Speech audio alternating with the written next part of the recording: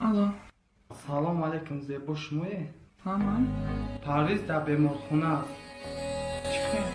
6 هفته شده بیمارخونه خواب است. شما را میخواهد ببینم.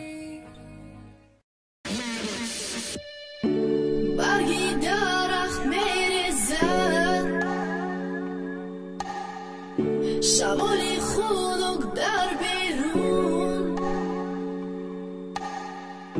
من باشد در خانه تنها، آخر نمیدانم چی کار بکنم. دویدم میبرایم به بیرون تا آخرین نفس با سوی تو، میخوام بینم روی زیبایت رو، میزنم بازم در تگ بیمارخانه، چیزی که نشود میمونم در برم، میمونم باشی، میمونم در برم، بیخند جانم دیگر نکن، متونم ریزه بر جانم.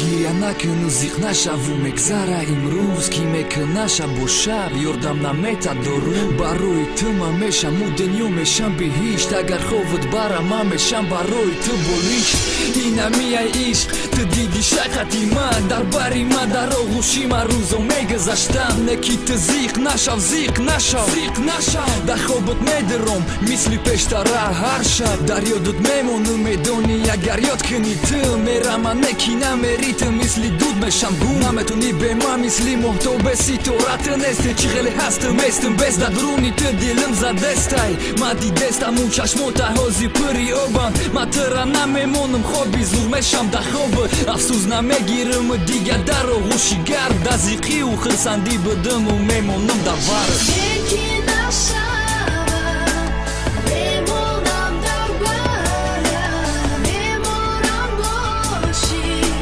میمونم در برم، بیخند جانم دیگر نکن، متونم ریزه بر جانم. چیزی که نشود میمونم در برم، میمونم باشی، میمونم در برم، بیخند جانم گریه نکن، متونم ریزه بر جانم.